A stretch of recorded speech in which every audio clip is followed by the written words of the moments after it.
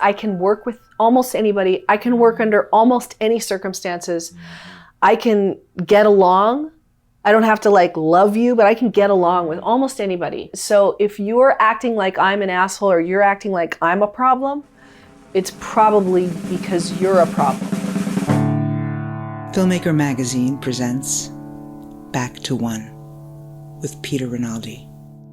Melora Hardin is an actor.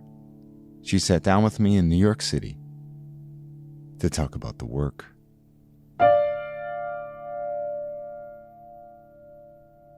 Do you have a typical way that you like to begin your preparation process when you get a new character?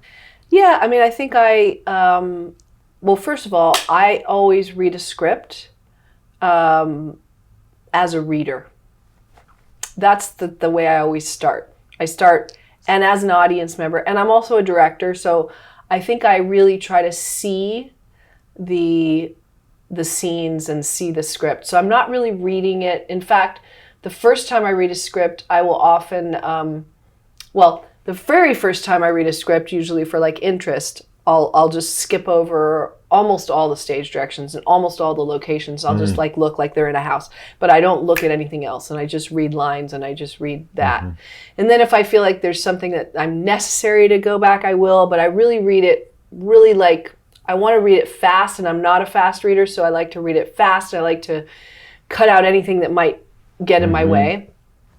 Then when I've decided I do like it, and I'm reading it for, my work. You're right. I just really read it like I'm watching it, because I want to see it's probably the only time I really think about the result in any way, because I don't think about the result at all. You give yourself that moment to think about the result. Just and then to think putting about, it away. because I'm watching it as a movie in my head, and so I'm getting the laughs, and I'm getting the imaginary laughs, and I'm getting the imaginary emotion, and I'm getting the imaginary heart, and I'm getting the imaginary pull or tension or suspense or the jerk or the surprise, or so I allow for that experience. And once I've had that experience, then I kind of know where to point my arrows. Then I'm kind of like, okay, so now I know the I'll say the music of the music of the story, because at that point I'm not listening to the lyrics. I'm just listening to the music. And then then I go in and start looking at the lyrics and really trying to figure out what the lyrics mean. And then that's a heady process. And then as soon as I'm done with the heady process, then I completely let go of all of that. And it's very much then a real physical process. It's a real like body thing. It's like super important for me, I think, as a dancer and a singer and a songwriter, and like to really get inside the way the person feels to me physically, moves, dresses, looks, smells, that kind of thing. And that is really that's when I really become the person. And then all that heady work that I did, I'm not thinking about that anymore. So it's at play, but it's at play underneath. Is that what you mean? Like you don't think about it, but it still was necessary to go through that for some reason. It's still in you. I guess I just have a lot of trust. It's kind of like when you think of a memory, or you think of something you want to tell your friend, and you're sitting there like, what was that? And if you do that for too long, you put pressure on your brain, you can't remember it. But if you just go like, if it's important, I'll remember it. And you have that faith, and then a half an hour later, or a day later, or an hour later, it comes back to you, or it never comes back to you. And you don't fret either way, because you've really truly let that go. Well, it's clearly not there. Whereas if you put the pressure on yourself, you're going to sit there and struggle, and then you might be like, I can't believe I couldn't remember that, and I wanted to tell him that, and oh my God, it's just, I know that the important things I work very specifically. I'm very specific when I'm doing the brain work. And I really enjoy that, and I enjoy making those choices. And then I try those choices out, and in rehearsal I try them out, or in my own rehearsal time, or by myself, and then I'll think, and then I'll try it, and I'll be like, yeah, okay, so it felt like you wanted to do that, but it's not. I'm not going big enough, or it's not. So there's something I need to add to it, or whatever, and then I'll get more into that, and then. I wouldn't consider myself a great rehearsal actress. I mean, I tell that to, especially with movies and television, I tell that to a lot of directors I work with. I say, look, just so you know, I'm not a great rehearsal actress. Like, I'm not going to be giving you my performance until we roll camera. That's just how I am. It's just what I do. I'll give you a sense of it. I can give you the shape of it and the vibe for it. But and when it comes to theater, theater is just a slower process of the same. Yeah. And theater directors are more comfortable with the fact that you're spending like time being very heady and slow, and you're looking at the paper, and you're like, you're not trying to embody anything super fast. With film and television, when that camera rolls, you got to be there. You got to be there, and you got to be on it right then, So I learned very, very young that if you do, if you waste any of it on rehearsal, for me anyway, I'm just not a person who can repeat and repeat and repeat emotional, realities. I like more to, if we're going to do it 10 times, I'm going to probably give you 10 options, because I'm going to play around with it. They might be extremely subtle, but I'm not going to be repeating, especially if I feel like I really nailed what I was going for. And it's already on camera, it's already done. I'm not going to keep doing it. Yeah. And in fact, and I mean, unless a director was like specifically like, we really didn't get that because the camera broke, or because somebody messed up or went out of focus.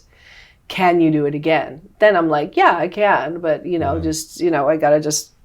Let's figure it out. But if we've got it and everybody's happy and we've all got what we want, then if you're going to have me do it 10 more times, I'm doing that because we're going to find some new stuff. I get it. Part of the way of finding new stuff is to release all your ideas. Even if you had great ideas, you have to have the fluidity to, and that's really what freedom is, I think, in art, is the ability to constantly be giving up, constantly be, writers talk about killing their babies, it's constantly about like, well, that was a great idea until I sat across this actor and found that actor isn't gonna play the scene like that, even a little bit. So that idea is not working. So how do I make it work now? Yeah. Oh, they're doing something. That's interesting. I'm gonna do that. I'm gonna play off that. Yeah. How beneficial was it for you to kind of have your training happen so early, and then to have all these years of experience as a young person in front of the camera? So that becomes like almost like years and years of training. Oh yeah. I mean, I'm really, really lucky because I come from 2 actors. My parents are both actors, and my mother was an acting teacher, Diane Hill Hardin, for extraordinary young actors, like Leonardo DiCaprio and River Phoenix and Joaquin Phoenix and Molly Ringwald and, Kelly Martin and, just Jessica Biel and, on and on and on. Yeah. Maggie Gyllenhaal, Jake Gyllenhaal, And my dad, is a character actor. And so I had great training. My mom's studio was called the Young Actors Space, Exploring the Joy of Acting. And she was just not a power tripper. She's so incredible with young people. She's so in her power when she was teaching. And I even co-taught with her as I got older, and, we did some stuff together. And she just talk about the joy of acting, and that, we're entertainers, and if we're not entertained by ourselves, then we're not entertaining anybody else. And I think that she created such a safe space, especially for young people as they're coming up, and children, children need to feel really safe, just like adults, but especially child actors. And I found my experience as a child actor was that going on a set, everybody embraces you. Everybody loves you. Everyone is so, they want to take the kids in right away. And they're so loving and sweet, and you feel really bonded, and you feel like, it feels like playing. It always felt like playing to me. Plus, I was a really serious ballerina, so I thought I was going to be a ballet dancer and that acting was my hobby. And I think that was probably good too. And my parents were never trying to live vicariously through me. They were always really focused on craft and not on fame. And I would say, like, you know, when your father's a brain surgeon and you become a brain surgeon, you have to figure out how you're a brain surgeon. You're not going to be exactly how your dad was a brain surgeon. So that was the stuff that I had to really work on. I had to work on how I'm going to be in the workspace. Some of that I had to work on because I would hear my dad come back and talk about the workspace in his way, and I learned some of that. And he had some, what's the word? I'm a great collaborator and he's not.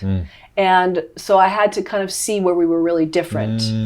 And maybe I had picked up a few bad habits there from just hearing the way he was. You thought that was necessary to be like that. Yeah, like he used to talk about a lot of pushback with directors and with even with producers. And he kind of was suspicious of the business, and instead of just embracing it as a business and understanding it's a business, it's art within a business. Right. And the business leads. It's the business of Hollywood, the business.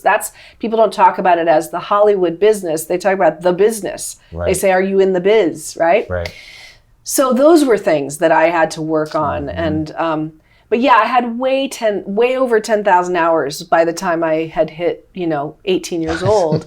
And I went to Stella Adler when she was still alive and took her class when I was 18 years old for the very reason that you're saying, which is I wondered if I had acquired or accrued a bunch of... And she would have pulled them out, wouldn't she? And she would have, well, not only that, but she was a tough teacher, and particularly tough on women, and even more tough on beautiful women. And so I was really scared, but I was also turned on by the challenge. You wanted your butt kicked if it was necessary. I did. I wanted to know. Yeah. Well, I wanted to know. I wanted to know. And I've always been a real truth seeker, truth teller. And I wanted to know. And so I chose a very intense scene. I did the cigarette burning scene in Agnes of God, and I played Agnes. And I, at that point in my career, I was really quite, let's say, locked up about emotional scenes. I thought that I had a problem with emotional scenes, even though I was really, as a child actor, thought of as a dramatic actress and was always doing those scenes. But I even went and my mother took me to a hypnotist when I was like 16 because I was worried that I wasn't going to be able to do the emotional scene. And the hypnotist was like, you don't have any trouble crying. You're fine. Because I was crying in the hypnosis session, of course. And he's like, I think you just have to get out of your own way. Yeah. So I picked a scene that's, and it was I would say it was a turning point for me as an actor, because Stella Adler was really, just her laser focus. Yeah. And I had done immaculate preparation. I had built myself a costume, and I had created an entire environment in my imagination, and I had made myself a wooden cross that I wore around my neck, and I had endowed that with all this meaning and specificity, and the actress I was working with wasn't very good playing the therapist, but I still was like, I'm doing my work, Right.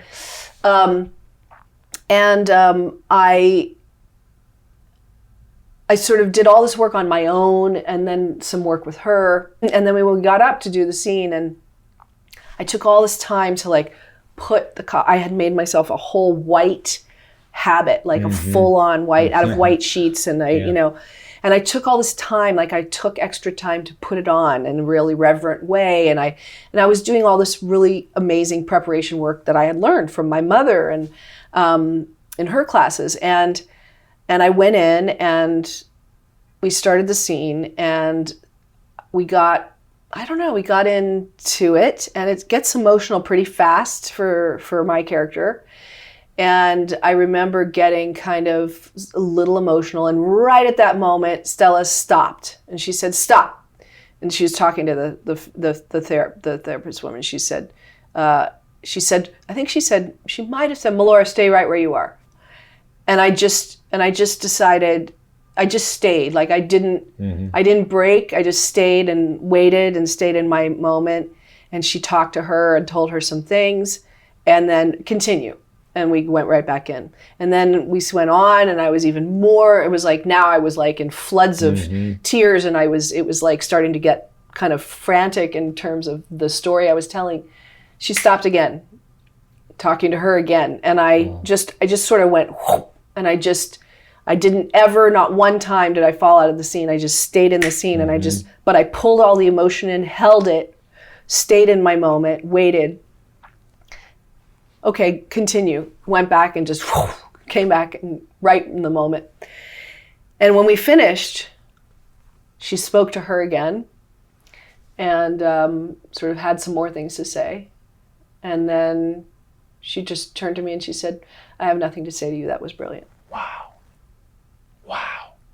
Do you think that she was trying to knock you off your game by talking to her 3 times?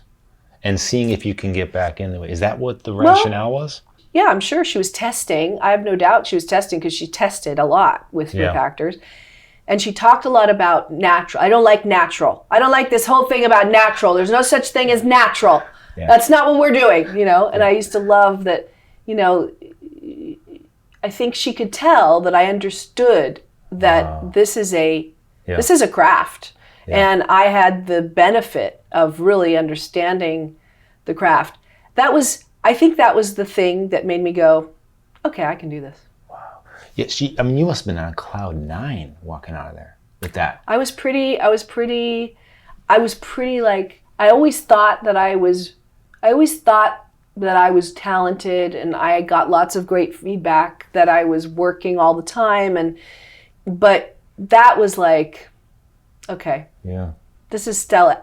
For whatever reason, I had put Stella Adler up as on a pedestal, and I had been sitting in that class for quite a few weeks and seeing how incredibly and how right she was, and how intense and tough and sometimes mean she was, and particularly to beautiful young women. Yeah. And so I was bracing for it, and yet I just was like, okay, like balls to the walls, like I'm giving it everything, and we'll see what happens. And then, that was a pretty incredible feedback. And I think what I needed at 18, I really did, because I had been doing it all my life, because, I had great success as a child actor. I'd been able to transfer, from that to being an ingenue. I think I was like deciding,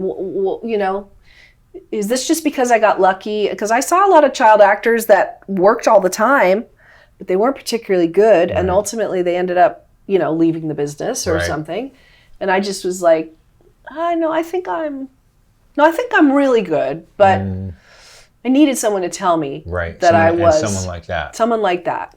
And did that, because you're here in New York at that point, right? And did that? No, I was in LA. Oh, I'm sorry. Okay. She taught in LA.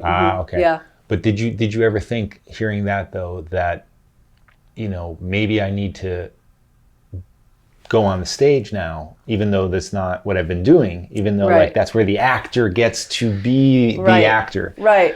Yeah. I mean, I think I always wanted to be on stage, and I did. I ended up doing a 3-person Athel Fugard play, that was another really important moment in my life, because he really also, he directed it and wrote it, and basically there was another wonderful actress, Nancy Travis, was playing the character, and they were doing it at the Beverly Wilshire Theater in LA, and she had to drop out because she was doing, I think she had to go do Internal Affairs, that movie that she did or something.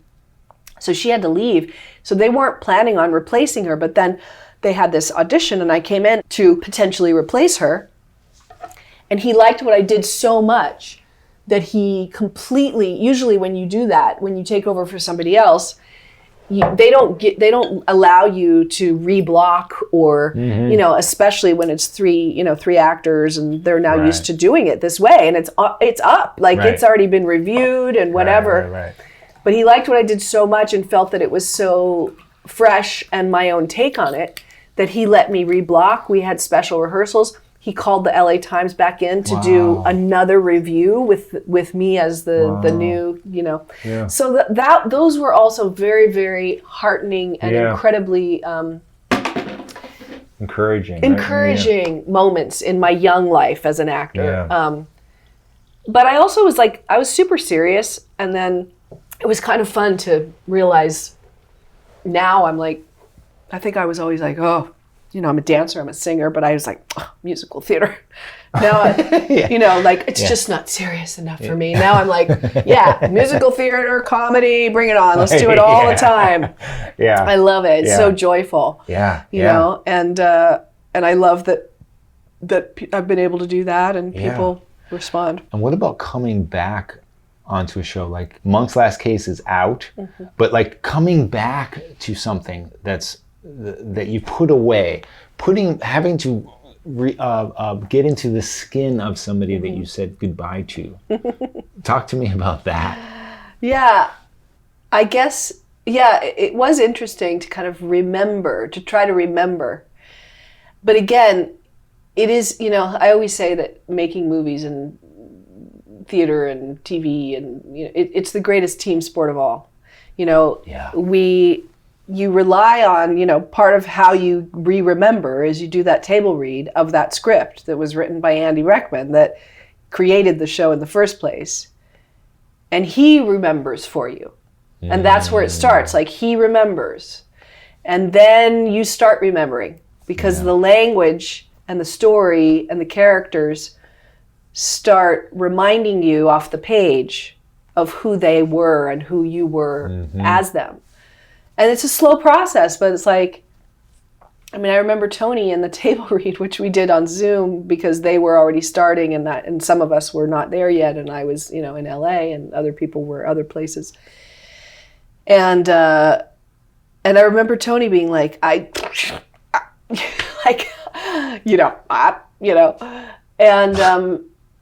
and I felt that way too, because also Trudy she's sort of omnipresent, but she's not incredibly verbal. She's very important to some very key moments, and she's very much a part of Monk's world and space and headspace and emotional space, and so she drives him in really important ways. So I was in the table read, I was just wow, I loved that. I really was able to kind of, hearing the script read loud, and I was starting to remember, and you could feel everybody a little bit remembering and percolating, and then when I got to the set, and just that same warmth that Tony and I just have for each other. He's just such a wonderful person and obviously actor, but he's just a wonderful person. He's so warm and easy for me to be around. And plus we had it directed by Randy Zisk, who directed a lot of those. And I've known Randy for years and years, and he has so much warmth. And Andy Breckman has so much warmth and so much, everyone was so happy to be together that I think the first scene I shot, I think I was just sitting there watching Hector and Tony do a scene. And then at one point he looks over at me, but the scene is very long, and I was sitting there for it. And I when it was done, I said, I feel like I was just, at an actor studio, or the studio. Like it was such a sweet, relaxing sort of way to remember who Trudy was again, to just to watch them do their characters that they'd done for years and years and years, and do what actors do, and just it was just like I just had to be. Yeah. I didn't really have to do anything but be and interact with that warmth, because that's what it's all about for Trudy and Trudy Monk and Mr. Monk. Is like, it's all about the love. There's so much love, and the love is so easy. And there's shows you do where it's not so easy to do what you have to do. Yeah. And then Monk is just one of those ones that is just, it's like a piece of cake, because there is so much real warmth between Tony Shalhoub and Melora Hardin, not just between Trudy Monk and Mr. Monk, or Adrian Monk. There's like true personal warmth. And it just feels nice. It's not always like that, and that's fine too, but it's so wonderful when it is like that. I mean, what is the ideal environment on a set if you could build it so that you can be your best? Explain to me what's going on in the environment around. I think that I can't really tell you probably too much about that, but I can tell you a lot about what isn't good. That's good. Yeah. Because, like, I assume we're going to talk a little bit about Golden Vanity. Yes.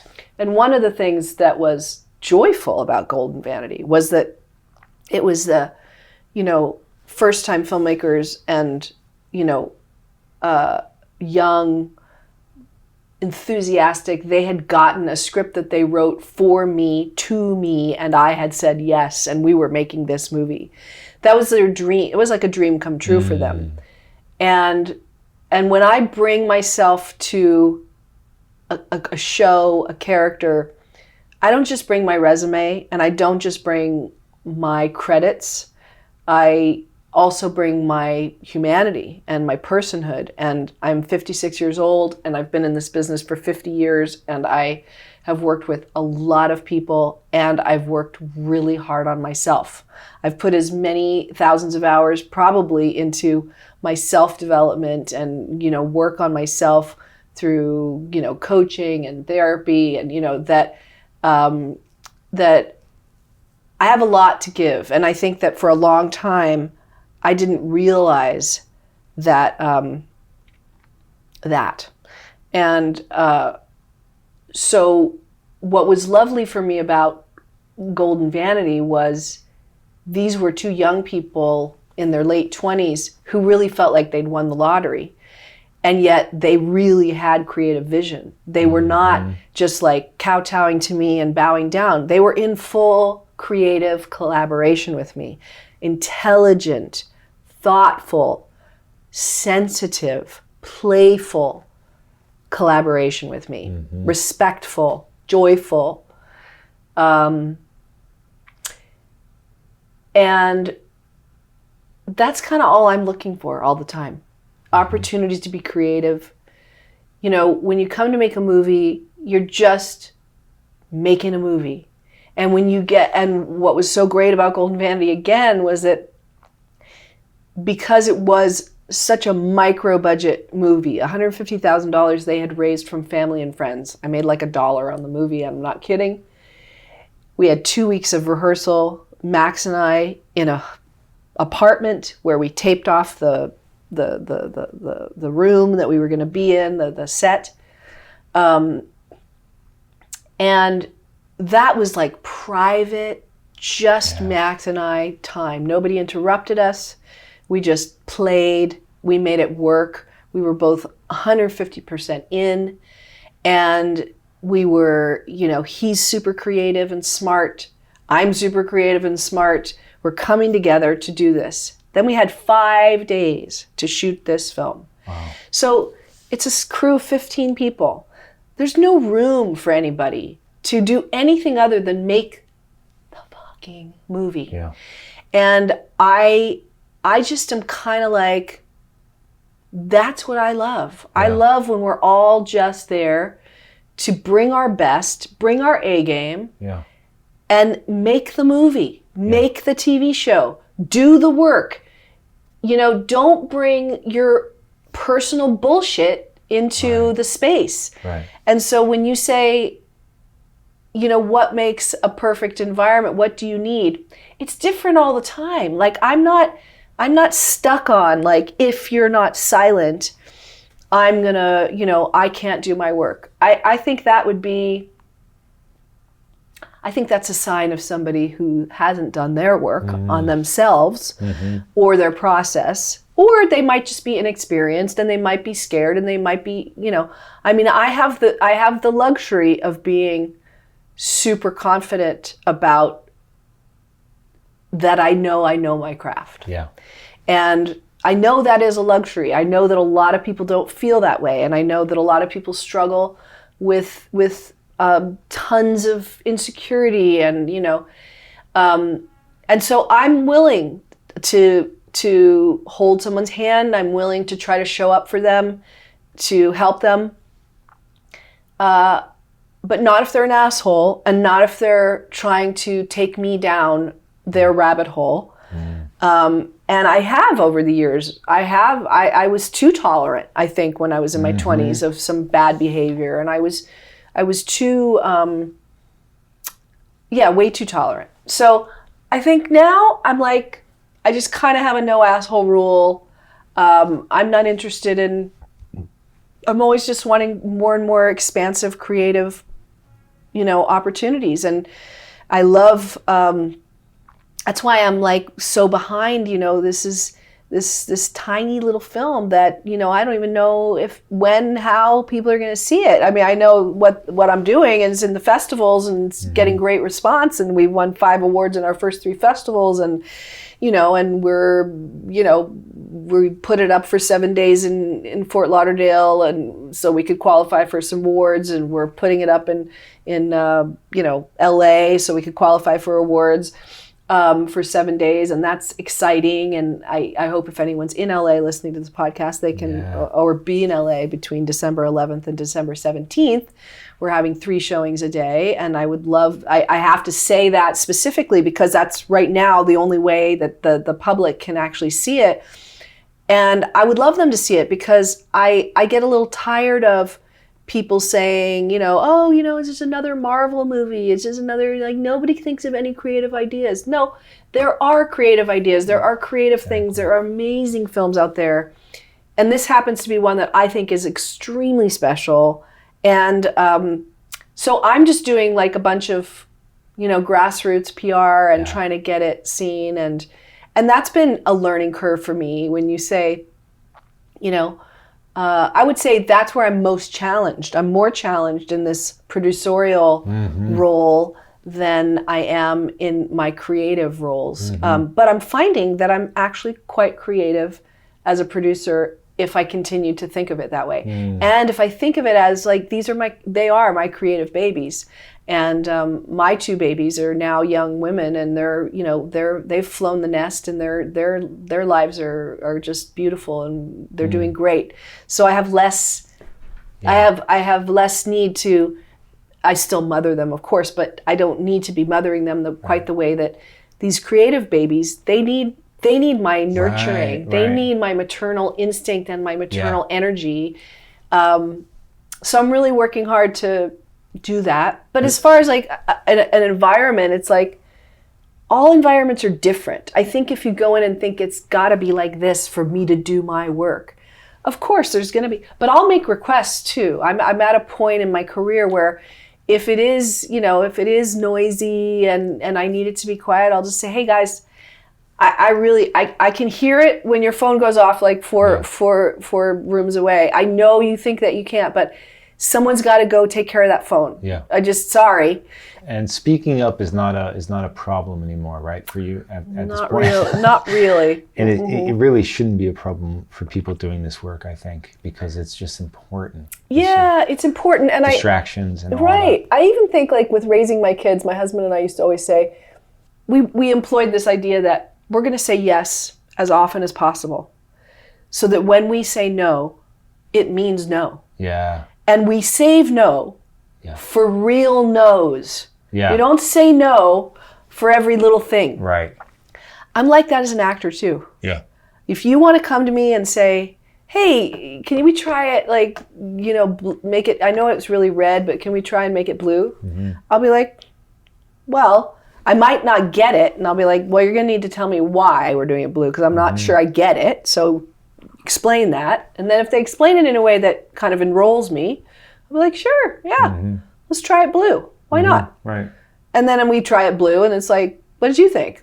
I liked this about it, but I didn't like that about it. Yeah, me too. Or collaborate, find out what we want. Right. Oh, maybe it's actually green. Let's try green, you know? Right. So I like that, and I'm willing to do that. But there are times I'll say no. And when I say no, it means no. Yeah. And I do expect, you were talking about a series, I expect on the longevity of a series that you've worked with me enough to know that I say yes mostly. Yeah. So when I say no, don't challenge my no. Right. Don't tell me, don't say, can you just do it one time this way? Because I'm going to say, no, I just said no. And have you ever heard me say no? I won't try that. Right. Like, I have a reason for wanting to do it this way. Right, right. And so just let me have this, especially on a series, because on a series, you at a certain point in the longevity of a series, you kind of know your character more than anyone else does. Anyone, right? Anyone that could come, no matter how many times somebody's directed the show. That's right. You just do. And so, and the really good directors, they do understand that. They do. So yeah, I mean, I've had, but I, to be honest, I don't have many run-ins like that. I have, you know, but one of the greatest things too about Golden Vanity was I was the only person to contend with. when they come to you with this script and you realize, oh my God, this is just me. It's both a dream for an actor. Right. This is a one-woman show on film. Yeah. And also it could just be like, wow, do I want to take this risk on this with people that haven't directed before, with people that haven't made a movie? But tell me, did you have to meet them and trust them first? Oh yeah. Oh yeah. Oh yeah. You had a real. Yeah, there'd be no way I was diving into this without them being. They had to be the people that they were. They had to be the people that they were. They had to be, you know, they'd obviously written a very compelling script. Right. And I had taken about 4 one-person show writing classes because I've been interested in a one-person show for a super long time and been writing, and I have reams and reams of, you know, things that I've been writing. And so that was why my agent got it to me, was because he knew that I had been doing this. And so he's like, you know, it's worth a read, you know. So I read it and I was like, oh, this is really good. Let me meet them. Yeah. And then it was like, okay, how am I going to feel about these two people? Because it was integral to whether I would do it or not. Yeah. Yeah. Did you know who Mabel was when you're reading it, or did you have to take time to find her? Like how easy or hard was that? Again, I knew who she was as an audience, watching the movie in my mind. Yeah. But no, I didn't have a clue that she was going to become what I made her. Interesting. Yeah. No. Was it those 2, did you say 2 weeks that you were rehearsing? Is that when you found her? Yes. Yes, that was when. So you were confident in those 5 days. You weren't you didn't have to explore in the way. No. Yeah. I knew who she. Oh, for sure, I knew who she was. Yeah. No, there was too much to find out about her. I had to work with the accent, and that was important. And I had to work with the and the costume. I brought in the costume designer Dina Appel, and we built that. Isn't it amazing? I mean, that's real fabric from the 1960s, and we built that dress as I was saying earlier, it's very, very purposeful. Like the wig, I brought in a friend, Jean Weber, who did my hair, and she created the wig, and and then Tonya Verna, who did my makeup. Like all of those elements were so intentional, because I really do work from the outside in. Once I've done all the heady work and all the work and all the work, the kind of grind work with all the sort of heady stuff, then I have to be able to look in the mirror and see the person. I have to be able to see the person. I mean, when I did Chicago on Broadway, the last thing I would do before I went on stage was I would look in the mirror, because there was a mirror right there. And I would save the last little bit of red lipstick to do before I went on, so that I could sit and look at myself and look at my lips and see Roxy Hart. Yeah. So yeah, it was definitely sitting down with Max Abram and Taylor Minus and sort of talking about their script and being sort of very impressed by their intelligence, their vision, and clearly they were excited, passionate, and they had real vision. They had real vision, and that's what you want. You want, and it's funny, I have a friend of mine, Louis Laterre, who is the director of this X Fast and the Furious, the X, the last one. That was a $400 million movie. Yeah. And he saw Golden Vanity, and he said a similar thing that you said, which was like, Melora, a person like you, at where you are in your career, it says a lot about you that you would be willing to take such a giant risk where everything can go wrong. Anyone that knows anything about film, or, it's not just you on screen, I mean, it is in this case, but it's also the production design. Yeah. It's the, and so of course I worked hard to pull in creative people that I knew were going to show up with sparkle, which they did. But also, like, they, Max and Taylor pulled in people. I mean, they found the production designer, they found the DP, and Bryce Fortner is incredible what he did, and the dance that we did, and the production design's amazing, and the art direction is amazing, and like everything was so high quality. But I did find that out at the first meeting too, because I could see where their heads were. I could see, because it's just like when you meet an actor at a party, you meet someone at a party who says they're an actor. You know if they're an actor or they're not. You don't even have to see them act. Yeah. Even if you've never seen them in anything and they've never done anything that you've seen, you just know whether they can act or not. You just know. Yeah. It's the same as sitting across from Max and Taylor that first time. Yeah. Like, I can feel they're either filmmakers or they're not. Yeah. And they were filmmakers. Yeah. And they were collaborators. Most importantly in this project, they were filmmakers with vision, and they were collaborators. Yeah. And that's the best of them, I think, are collaborators. Yeah. Yeah, it even is. With the strong vision and collaboration. Right. Hand in hand. Yeah. So again, I mean, it's funny because you asked that question and I started by saying I can tell you what not to do, but all I've talked about is what to do. I was going to say. Yeah, and that's that would be number one for me. Yeah. Would be the way my process works best is I feel your adoration of me, your respect for me, and I know that you truly aren't just like saying one thing to my face and then going and sitting at the monitor and going like, I can't even fucking believe the way. Right. If I feel an inkling of that, you will not get the best from me. But if I feel like sniff that out too, you can sniff that out. And if I feel like you're in the game with me, even if someone else over there is misbehaving, but if I feel like my main players, my director, my producer, my co-star, and sometimes it's not your co-star, but I think it's even harder when it's not your director. Yeah, I think it's almost like you can almost make it work with your co-star. Yeah.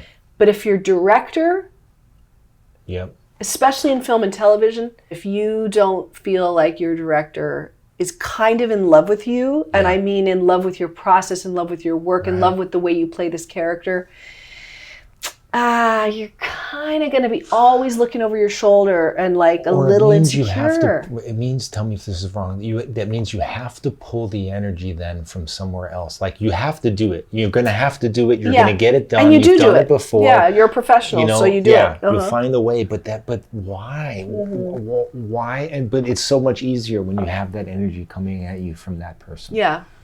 And when you're working on a series, you're getting new directors all the time. Right. You're not going to like them all. Right. You're not going to work great with all of them. Yeah.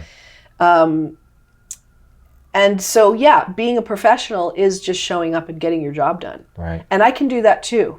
And I do that quite well, you know? Right. And sometimes that means I need to get you to be over there and I'll be over here and don't talk to me very much. Yeah. And other times it's like, I want to talk to you a lot. Mm-hmm. But I guess just with maturity too, I like most people. Mm-hmm. So if I don't like you, it's probably your problem. Yeah. And I also think if I don't like you and I can't work with you, yeah, it's also your problem. Yeah. Because I can work with almost anybody. I can work under almost any circumstances. Mm-hmm. I can get along. I don't have to like love you, but I can get along with almost anybody. Mm-hmm. And so if you're acting like I'm an asshole or you're acting like I'm a problem, it's probably because you're a problem. Yeah. Because I just know that for myself now, living on this planet for 56 years. Yeah. And that took a long time to convince myself of that. But it's like, now I kind of know, and I get to give that benefit to, hopefully, the young actors that are listening to this. If you're a person that doesn't like most people, then you have to be suspicious of yourself. Right. It probably is you. It probably is you. That's right. Yeah. And if you're somebody that is constantly like, everybody, they fucked up and they did that and they did this. Well, you got to look at you. Yeah. Because that's not really, the world reflects back to you kind of what you are and what you expect. Right. And now I think that it's a great thing that I think most people are innocent till proven guilty. Yeah. And it's also burned me a few times because I've been maybe slightly naive to some people that were real, like, toxic people. Yeah.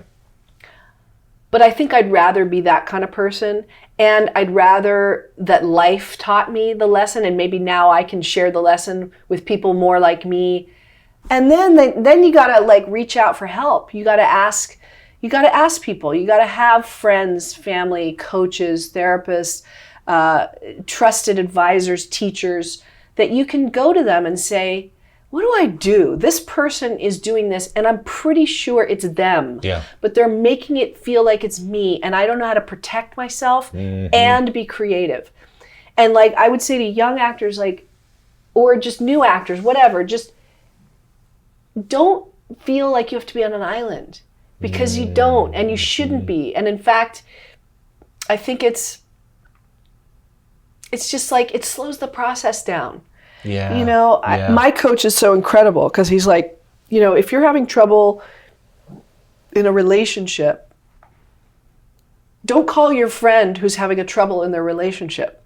Yeah. Call your friend who's got a great relationship that you look at and you admire. Yeah. And say, how do you make your relationship that relationship that I admire? Yeah. Don't like sit on the phone for 2 hours with someone that's moaning and groaning about their partner. Right. Because you don't get anywhere that way. It kind of maybe feels seductive and kind of like you're scratching an itch for a minute, but I always want to take the opportunity to have the learning.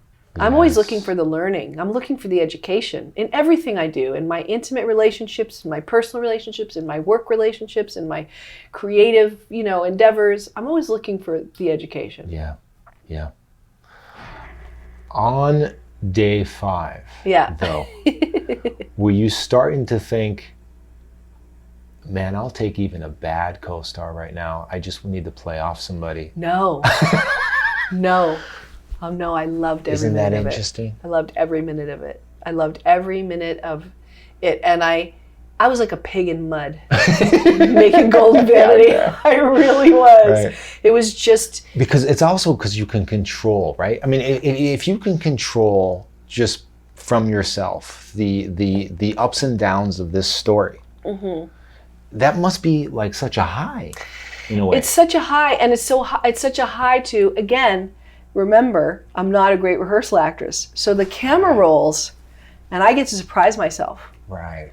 And that's really fun. Right. That's really fun. And you don't have to worry about somebody not being on your level. Not to blow smoke or to, but Right, just right. like Well, or wherever you're just going. showing up, right? In the Right. same way I'm showing up. Like, show up with, like, you know, I mean, I did a long time ago, I did Absolute Power where Clint Eastwood directed it, and Gene Hackman and I played opposite each other. And, you know, and Gene, you know, he's a great example of somebody who, he started our, you know, he was as old as my dad, so he's got to be, you know, my dad just turned 94. I think he's 90 something. Yeah.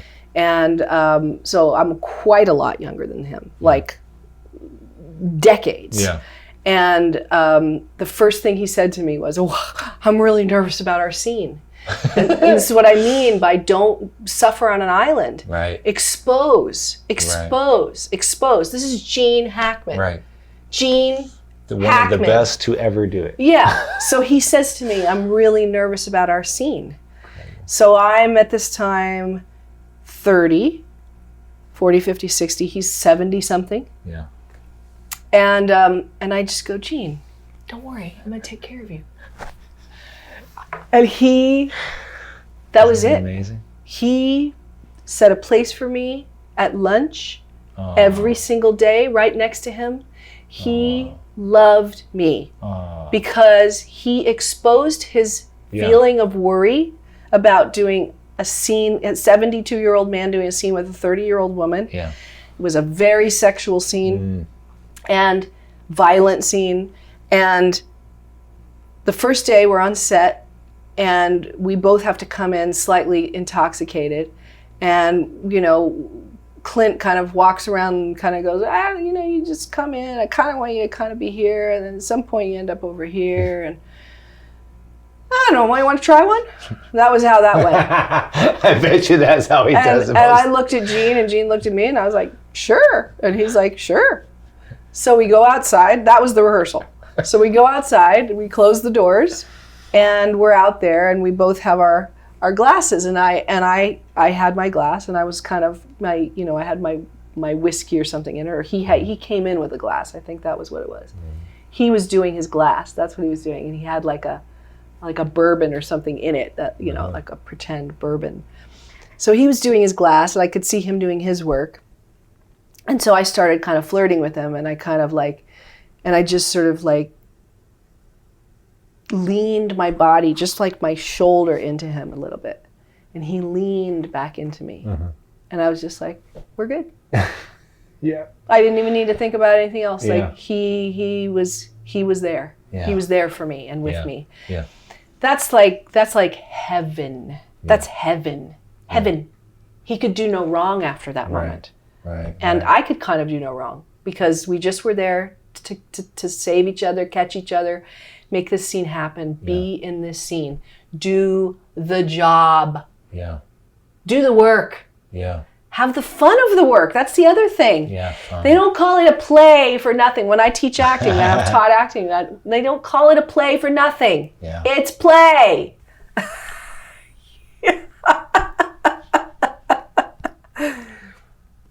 Melora Hardin, thank you so much. Thank you so much. This was so nice. Back to One is a production of Filmmaker Magazine, which is a publication of The Gotham, formerly IFP. Listen to back episodes of this podcast at filmmakermagazine.com or wherever you get your podcasts.